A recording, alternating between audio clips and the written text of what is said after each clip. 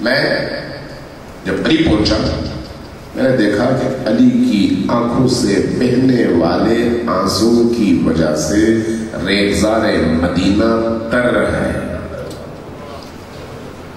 میں نے علی کو ہلانے کی کوشش کی، دیکھا علی بے حس اور بے حرکت ہے، اس لیے گھبرا کر آپ کی بارگاہ میں آیا ہوں کہ بی بی علی کی خبر لیجئے، کیا بات ہے، کیوں علی اس کیفیت میں ہے؟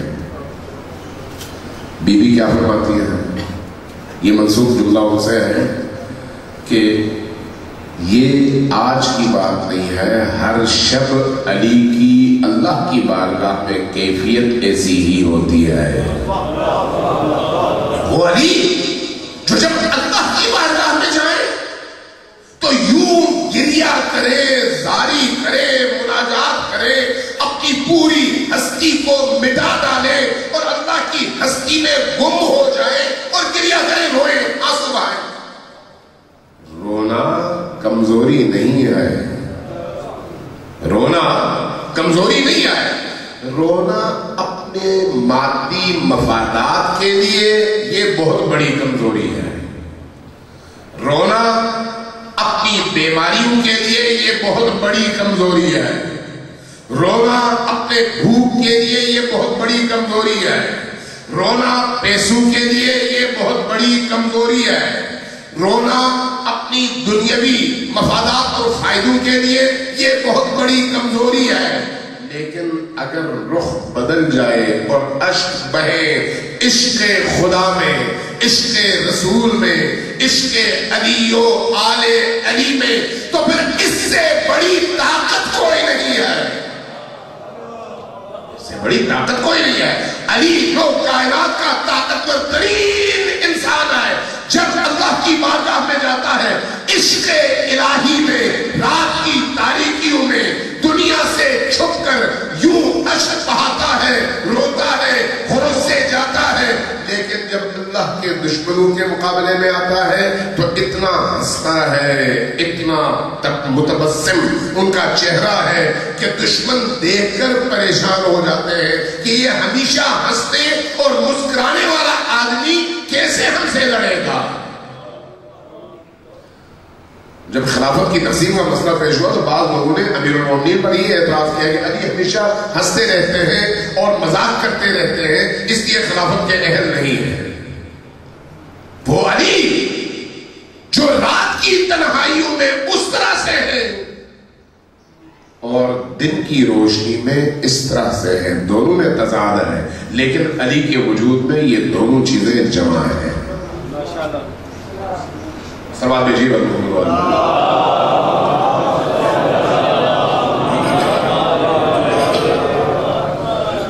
اب ذرا غور کیجیے گا کہ ایسی ہستی جس کے وجود میں یہ ساری چیزیں جمع ہیں، جو جب اپنے ذاتی مسائل پیش آتے ہیں تو وہاں پر ہر بڑے سے بڑے مجرم کو معاف کر دیتا ہے، آنکھیں جھکا دیتا ہے، چونکہ ذات کا مسئلہ ہے۔ لیکن جب خدا کا مسئلہ پیش آتا ہے تو پھر اپنے قریبی ترین ساتھیوں کے مقابلے میں بھی پہاڑ بن کر کھڑا ہو جاتا ہے کہ خدا کے مسئلے میں کوئی مسئلہ سے کام نہیں لیتا۔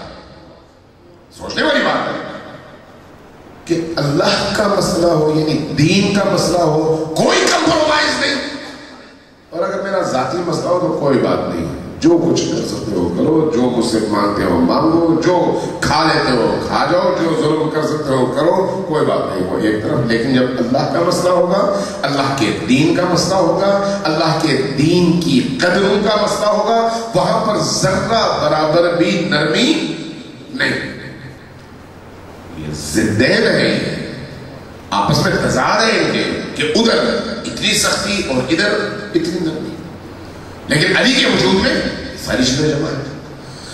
اس لیے میں کہہ رہا ہوں کہ علی کو میرے سامنے کہ علی ہے کون؟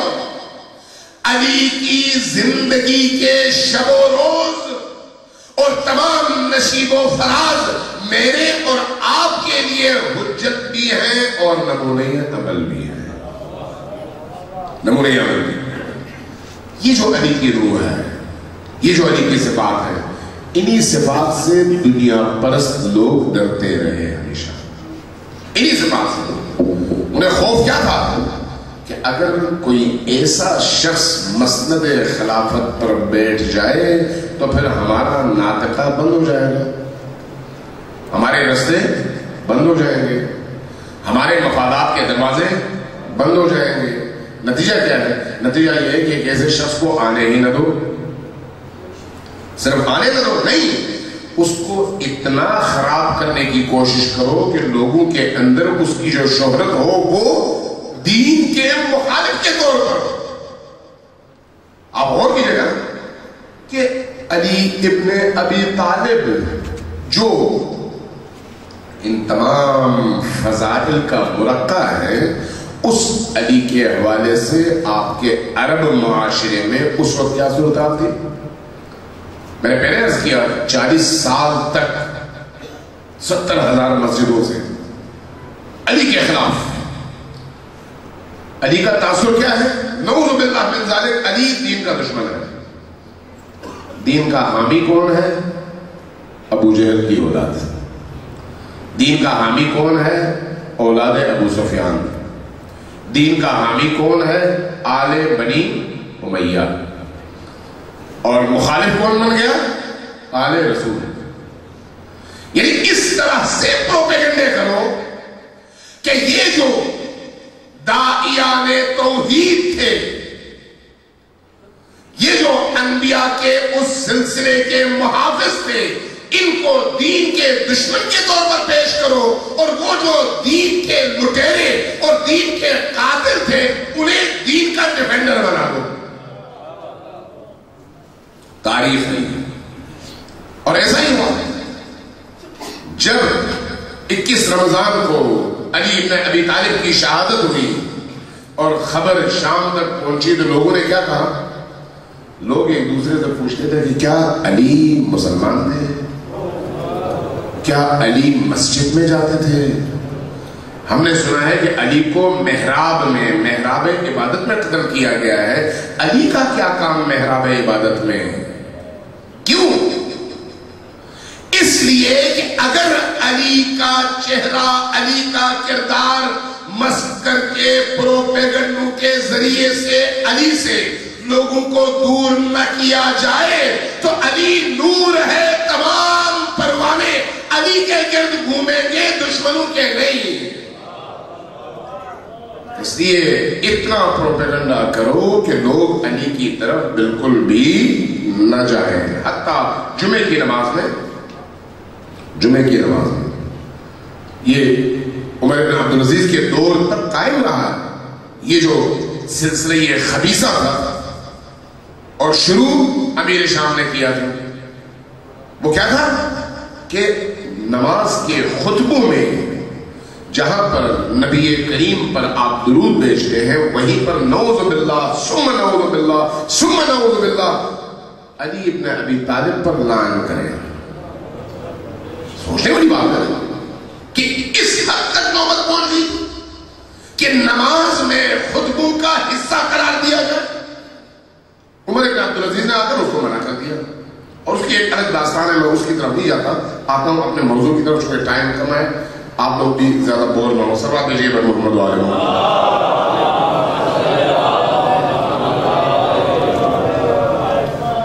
تو یہ یاد رکھیے جو قیمتی چیز ہوتی ہے اس کو چھیننے کی کوشش کی جاتی ہے، اور اس دور میں معاشرے سے علی کو چھینا گیا،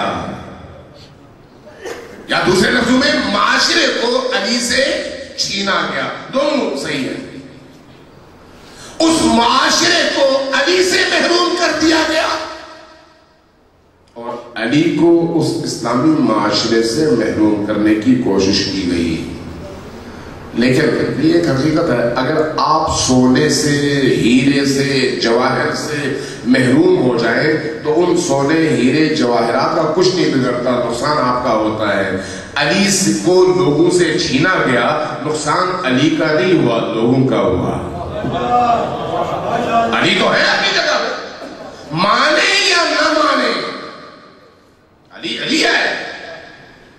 اسی طرح جس طرح سے اللہ ہے، چاہے دنیا میں کوئی ایک بندہ بھی نہ مانے، اللہ ہے۔ مانو تو تمہارا فائدہ ہے، نہ مانو تو تمہارا نقصان ہے۔ اسی طرح سے نبی کریم کو کوئی مانے یا نہ مانے، نبی ہے، ختم المرسلین ہے، نہ مانو گے تو تمہارا نقصان ہے، مانو گے تو تمہاری نجات ہے۔ اسی طرح علی ہے، اللہ کے ولی ہیں، مانو گے تو نجات پاؤ گے، نہ مانو گے تو جہنم میں جاؤ گے۔ یہ علی کو نہ ماننا علی کے نقصان میں نہیں ہے، اس قوم اور اس معاشرے کے نقصان میں ہے جو علی سے محروم کر دیا جائے۔ اس معاشرے میں ایسا ہوا، علی کو معاشرے سے چھینا گیا اور معاشرے کو علی کی فضیلتوں اور ان کی عنایات سے محروم کر دیا گیا۔ وہ سلسلہ چلتا رہا اور ہر دور میں ہمیشہ یہ رہا کہ علی سے معاشرے کو دور رکھو۔ اس لیے آپ احادیث کی کتابوں کو بھی دیکھیں، میں ان تفسیرات میں پھر نہیں جانا چاہتا چونکہ بہت لمبی ہو جائے گی بات، لیکن یہ حقیقت ہے کہ علی کے فضائل کو جتنا چھپانے کی کوشش کی گئی، دنیا میں کوئی ایسا شخص نہیں ہے جس کے حوالے سے اتنی کوششیں کی گئی ہو فضائل علی کو چھپانے کے حوالے سے۔ جتنا دشمنوں نے علی کے فضائل کو چھپانے کی کوشش کی، کیوں؟ وجہ سمجھ آ گئی ہے کہ علی کے فضائل کو کیوں چھپاؤ؟ دو کام ہوئے، یہ ذہن میں رکھیں، دو کام۔ ایک، علی کے فضائل کو چھپاؤ، دوسرا ان فضائل کی جگہ رذائل چپکاؤ دو۔ دو کام ہوئے تاکہ علی کے فضائل سے لوگ متاثر ہو کر علی کی طرف نہ جا سکے اور رذائل کی وجہ سے نفرت کر کے علی کی طرف نہ جا سکے۔ یہ دونوں کام ہوئے۔ دشمن نے یہ کوشش کی، ادھر سے اہل البیت نے بھی کوشش کی۔ اہل البیت کی کوشش کیا تھی؟ کسی بھی صورت میں علی کا پیغام لوگوں تک پہنچنا چاہیے۔ ادھر سے اہل البیت کی جدوجہد اور ادھر سے علی کے دشمنوں کی جدوجہد۔ اس لیے کوئی شخص آیا امام حسین علیہ السلام کی بارگاہ میں، تاریخ کا یہ واقعہ ہے، نقل کیا گیا ہے کہ جب آیا عرض کیا یا رسول اللہ، اللہ نے آپ کو 3 بیٹے دیے، ایک کا نام آپ نے رکھا علی اکبر، دوسرے کا نام رکھا علی اوسط، تیسرے کا نام رکھا علی اصغر۔ تینوں کا نام علی ہے، بڑا علی، منجلہ علی، چھوٹا علی۔ چھوٹا تو نام نہیں ہے نا، منجلہ نام نہیں ہے، بڑا نام نہیں ہے، نام کیا ہے؟ علی۔ تو پوچھنے کا مقصد یہ تھا کہ مولا آپ نے اپنے تینوں بیٹوں کا نام علی رکھا، کوئی اور نام آپ کو نہیں ملا؟ جواب میں کیا فرمایا؟ جواب میں فرمایا کہ دیکھو، علی کے دشمنوں نے علی کے نام کو مٹانے کی جتنی جدوجہد کی ہے، اس کے مقابلے میں میرا فرض ہے کہ اگر اللہ مجھے 100 بیٹے دے تو 100 کا نام علی رکھوں۔ دشمن جس رستے سے حملہ کرتا ہے، دفاع بھی اسی رستے سے ہی کیا جا سکتا ہے۔ اس لیے یہ کانشس رہو، ہوشیار رہو، آگاہ رہو۔ اہل بیت کی یہ جدوجہد رہی، آج تک رہی۔ جہاں علی کو نعوذ باللہ کافر قرار دیا گیا، وہیں پر علی والوں کو بھی کافر قرار دیا گیا۔ جہاں پر علی کو مطعون کیا گیا، وہیں پر علی والوں کو بھی مطعون کیا گیا۔ جہاں پر علی سے لوگوں کو دور رکھنے کے لیے ہر حربہ استعمال کیا گیا، وہیں پر علی والوں سے دور رکھنے کے لیے بھی ہر حربہ استعمال کیا گیا۔ لیکن دشمن ایک حقیقت کو بھول گئے، ایک حقیقت کو بھول گئے۔ وہ کیا ہے؟ وہ یہ ہے کہ چاہے پوری دنیا کوشش کرے، نہ سیلاب کے رستے کو روکا جا سکتا ہے، نہ نور کی روشنی کو روکا جا سکتا ہے۔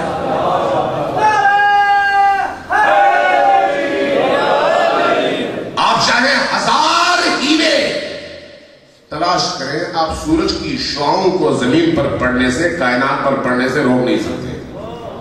علی وہ سورج ہے، وقتی طور پر बादल सामने लाए जा सकते हैं, लेकिन जैसे ही बादल छटेगा अली की नूरानियत कायनात को नूरानी करती चली जाएगी। अली की मोहब्बत और अली की हक्कानियत वो आबे गुलाल है, वो दरिया का पानी है जिसके सामने तुम जितने बंद बांधोगे वो पानी रास्ता तब्दील करता जाएगा, लेकिन आगे बढ़ता जाएगा, रुकेगा नहीं। आज पूरी दुनिया में बनी उमैया का नाम लेने वाला आपको कोई गैरतमंद इंसान नहीं मिलता, लेकिन अली के नाम लेवा जमीन के कोने कोने में है। उसकी वजह यही है कि हक और हकीकत को आप आगे बढ़ने से रोक नहीं सकते, सच्चाई को रोक नहीं सकते। आज जो कुछ हो रहा है दुनिया में, आप पर कुफर के फतवे लगाए जाए। कौन लगा रहा है? यजीद के बच्चे, आले उमैया के बच्चे, इब्न जियाद के बेटे, वो जिनकी निगाह में यजीद हीरो है। तो जिनकी निगाह में यजीद हीरो है, जिनकी निगाह में जियाद जिसका बाप नहीं है, तारीख नहीं का जियाद इब्न अबी, मसलन यजीद को कहते हैं ना यजीद इब्न मुआविया, मुआविया को कहते हैं मुआविया इब्न अबू सुफियान, लेकिन जब जियाद की बारी आती है तो कहते हैं जियाद इब्न अबी, वो जियाद जो अपने बाप का बेटा था। बाप कौन है? सवालिया निशान। जो लोग इब्न जियाद के बेटे हों, जो लोग शिमर की औलाद हो, जो लोग यजीद की औलाद हो, जो लोग उमर साद और इस तरह के लोगों की नस्लों में से हो, वो अगर अली वालों पर कुफर के फतवे लगाएं, अली वालों को तानो तशनी का शिकार करें, अली वालों के खिलाफ हर्जा सराई करें, अली वालों के आसार को मिटाने की कोशिश करें, तो ये कोई नई बात है? नई बात है या पुरानी बात है? ये तो पुरानी बात है भाई। तो आपको परेशान नहीं होना चाहिए। ये याद रखिए, ये याद रखिए, अगर आपकी रगों में अली खून बनकर दौड़ता है तो जब तक ये कैफियत मौजूद है आपको इस तरह की मुसीबतों का सामना करना पड़ेगा। ये ना सोचेंगे नहीं क्यों ऐसा होता है, नहीं होगा, होगा और जरूर होगा। इसलिए कि हर दौर में अनबिया जब आते हैं तो उनके मुकाबले में फिरौनों की भी अलगार होती है। जब आइमा आते हैं तो उनके मुकाबले में यजीदियों की भी अलगार होती है। जब नेक लोग आते हैं तो उनकी नेकियों को रोकने के लिए बदियों की भी अलगार होती है। ये दुनिया नेकी और बदी की जंग की दुनिया है। या आपको बुरा होना पड़ेगा ताकि आप आराम से जिंदगी गुजार सकें, या फिर ऐसा नेक बनना पड़ेगा जिसके मुकाबले में जितनी भी बुराइयां आती हैं आपको सीना तान कर मैदान में खड़ा रहना पड़ेगा।